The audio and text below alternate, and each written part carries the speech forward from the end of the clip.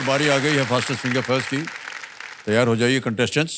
बार बार हम यही कहते हैं, ये एक मौका आपके लिए बहुत ही महत्वपूर्ण है, सोच समझकर उत्तर दीजिएगा। तैयार हो जाइए। फास्टेस्ट फिंगर फर्स्ट का प्रश्न आपकी स्क्रीन के ऊपर ये रहा।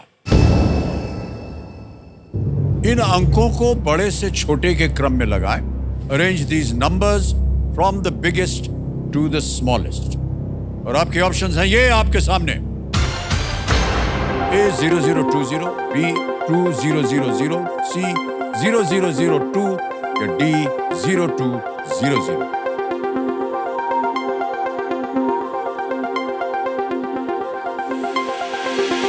समय समाप्त हो गया। आइए देखते हैं सही उत्तर क्या होना चाहिए।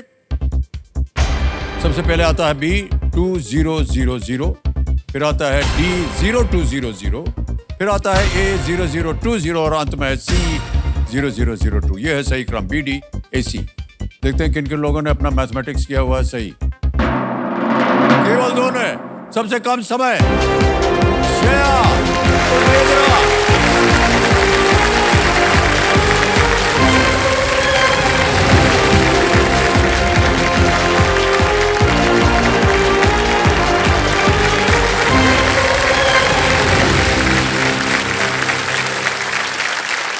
आइए देवी जी।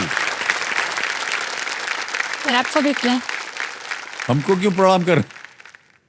आइए बैठिए। तालियां बजते रहे इनके लिए।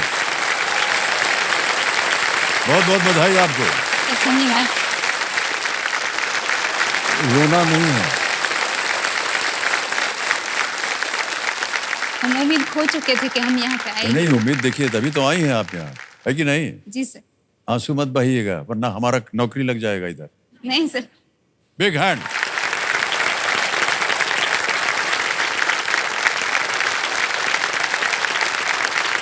तो देवी सज्जनों, हॉट सीट पर आ गए हैं जया वडोदरा जी। तो आजकल आप कर क्या रहे हैं? सर मैं ये कह सकती हूँ कि मैं एक किसान हूँ, एक किसान बिजनेस वूमन हूँ। कृषि को एक बिजनेस के नज़रिए से देखती हूँ। वाह, बहुत अच्छी बात। हमारी टीम जो गई थी आपसे मिलने, उन्होंने आपके ऊपर एक वीडियो बनाया। Can we see the video please? मेरा नाम ओडेद्रा जया है। मेरी उम्र 30 साल है। मैं गुजरात पोरबंदर से हूँ और मेरी फैमिली में मेरे पापा, भाई और भाभी, हम 4 लोग हैं। मैंने स्टडी में ग्रेजुएशन कंप्यूटर इंजीनियरिंग किया है। एक वक्त था कि मैं इतने सालों तक शहर में बाहर रही, तो ग्रेजुएशन के बाद मैंने सोचा कि मैं एक ब्रेक लेती हूँ और मुझे बस घर पे रहना है। तो कहीं ना कहीं क्योंकि मेरा मन कृषि में लगा हुआ था, तो मैं उनसे जुड़ती गई। और आजकल खासकर पढ़े लिखे लोगों की, खासकर युवाओं की कृषि में बहुत ज़्यादा ज़रूरत है। तो कहीं ना कहीं ये था कि मेरा यहाँ रुकना ज़रूरी है।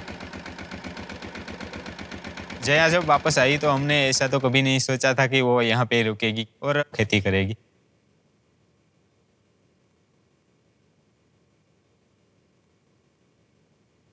पिछले कुछ सालों में ये फर्टिलाइजर और ये दवाइयों का प्रमाण इतना ज़्यादा बढ़ गया है कि अभी हमें यहाँ से रुकना होगा। तो हमारी और प्रकृति दोनों की हेल्थ के बारे में सोच के हमें ऑर्गेनिक की ओर मुड़ना होगा।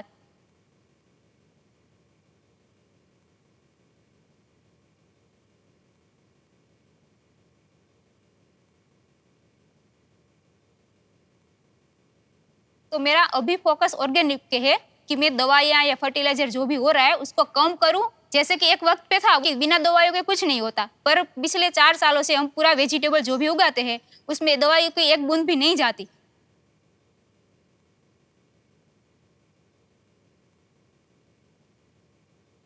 अगर मैं व्हाट्सएप तक पहुंचती हूँ, अच्छा खेलती हूँ और अच्छी धनराशि मेरे पास आती है, तो बस वही है कि मैं एक छोटा ही सही एक जमीन का टुकड़ा मेरे पास हो, अपना मेरा हो, तो मैं अपनी मर्जी से जो चाहे कर सकती हूँ।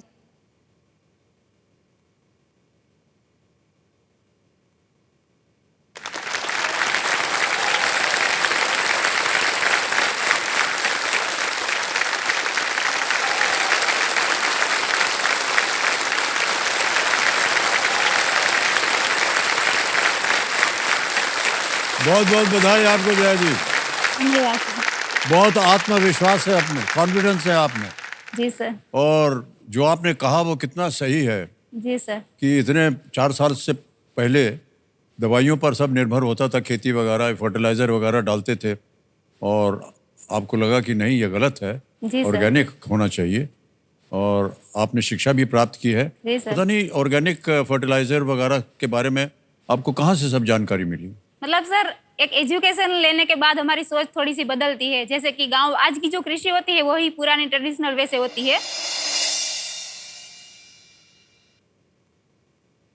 तो वो भी गलत नहीं है। मतलब फर्टिलाइजर केमिकल वगैरह यूज होता है जिससे फसल अच्छी होती है और दाम अच्छे मिलते हैं, तो इनकम भी अच्छी होती है। पर आज के वक्त में जिस प्रकार से प्रकृति और इंसान दोनों की हेल्थ इतनी तेजी से बिगड़ रही है कि हमें जो फर्टिलाइजर और केमिकल है उसको कम करना होगा, तो ऑर्गेनिक की ओर मुड़ना होगा।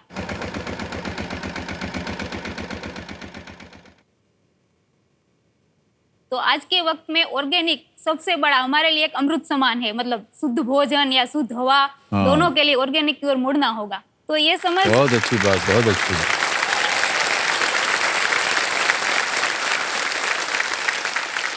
इतनी छोटी सी नाजुक दिखती हैं आप, लेकिन आपके विचार कितने विशाल।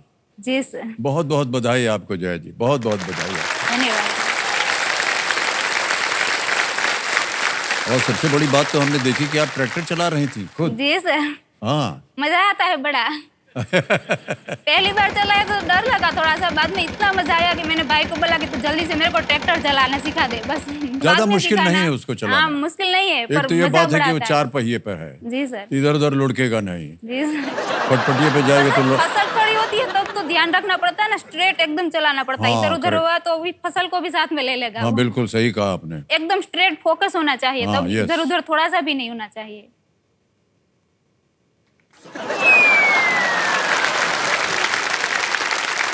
फोकस होना चाहिए।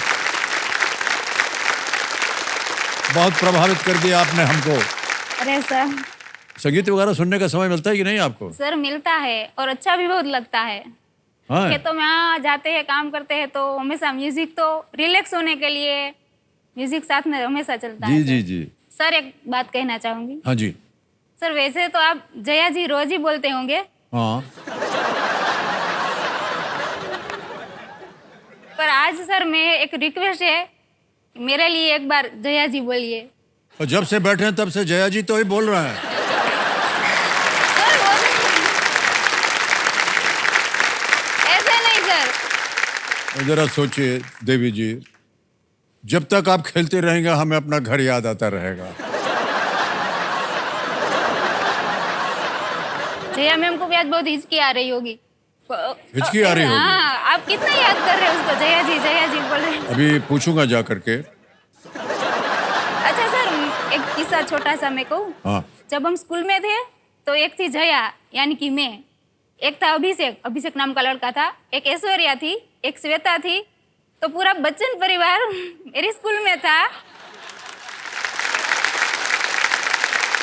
और अगर एक नहीं थे तो आप ही नहीं थे सर। हम नहीं थे ना? नहीं थे। बच गए यहाँ। और सर मैंने सपने में भी नहीं सोचा था कि उस जया को इतने सालों बाद इस तरह अमित जी मिलेंगे।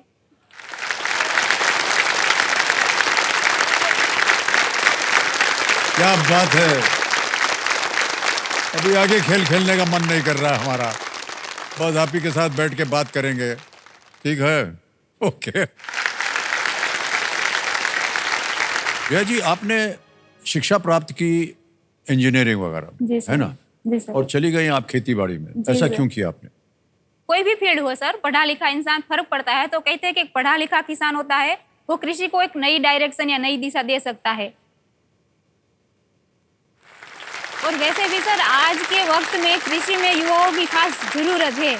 और मेरा ऐसा नेचर था पहले से कि गांव में पले बड़े, तो प्रकृति से बहुत ज्यादा लगाव था, गांव से बहुत ज्यादा लगाव था, तो कहीं ना कहीं मन वहीं अटका रहता था। और एक वक्त पे मुझे लगा कि नहीं, यहाँ पे मेरी जरूरत है या मुझे मन से ये करने में मजा आ रहा है, तो कहीं ना कहीं मुझे यहाँ रुकना चाहिए। और फिर धीरे धीरे ऐसे ही मेरा कृषि से जुड़ना हुआ।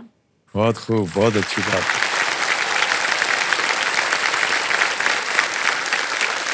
इतने सुंदर विचार हैं आपके जय जी। जी सर। इतना ज्ञान आपको इतनी कम उम्र में कैसे मिल गया? सर गांव में बेसिकली ये होता है कि हम पढ़े लिखे और कुछ करें, बाहर जाए, मतलब गांव से दूर जाए, तो हम पढ़े लिखे। मैं अपने गांव की सर पहली महिला इंजीनियर भी हूँ। रियली? जी, वाह, सर। क्या बात है। तो पिताजी की इच्छा थी तो हम पढ़े लिखे भी, पर अब हम इन पढ़ाई लिखाई को हम एक अपनी कृषि को एक बिजनेस के नजरिए से या कृषि को एक नए डायरेक्शन देना चाहते हैं। तो अपनी पढ़ाई लिखाई को हम यहाँ पे यूज करना चाहते हैं ताकि कुछ नया करें, नई टेक्निक लाए, ताकि हमारी जो पीछे आने वाली पीढ़ी है वो भी कृषि में बरकरार रहे, कृषि से जुड़ी रहे, ना कि उनसे दूर जाए। वाह। तो ये एक मेरा नजरिया या मेरे विचार थे कि मैं कृषि में जुड़ी रही सर। बहुत अच्छी बात कह रहे हैं आप। धन्यवाद।